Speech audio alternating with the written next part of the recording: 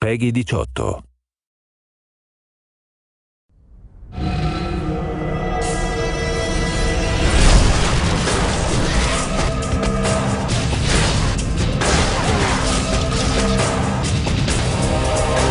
Hunted is running through dungeons and killing monsters with really cool swords and really cool weapons and amazing spells and magic and special effects. It's a modern, co-op, cover-based action game set in this rich fantasy world.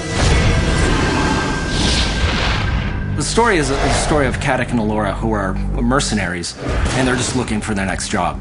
At the beginning of the game, Caddick is having these dreams and visions of this character, Seraphin, who's giving him advice on what he should do. That liquid just may save your life. Following those dreams, they come into the town of Dyfed, just like they've come into 100 towns before, looking for the next quest.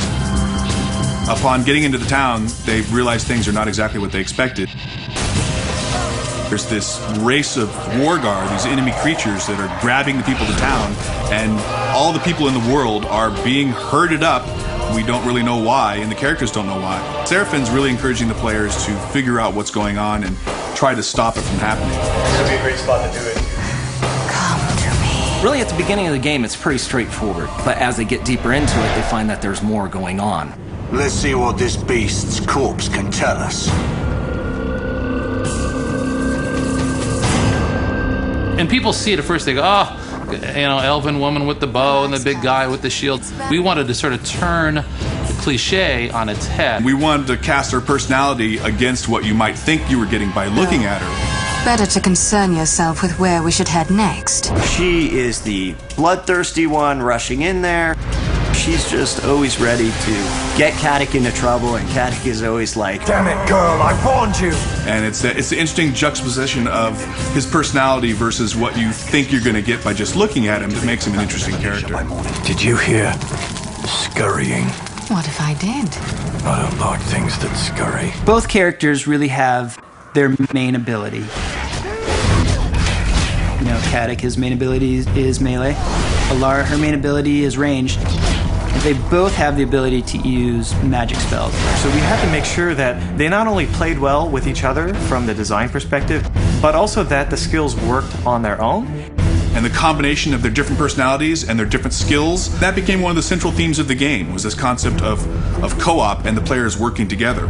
Ilara, we should move. We're exposed out here. Whether it's Alora and her ice arrows freezing guys in place so Caddick can shatter them, the levitation that Caddick can do to raise enemies up into the air and allow Alora to pick them off. Even the regeneration, when one of the two players goes down but isn't dead, you can revive them, but you can do it from anywhere in the arena. You have a line of sight to them by chucking a regen vial all the way across and bringing them back to life.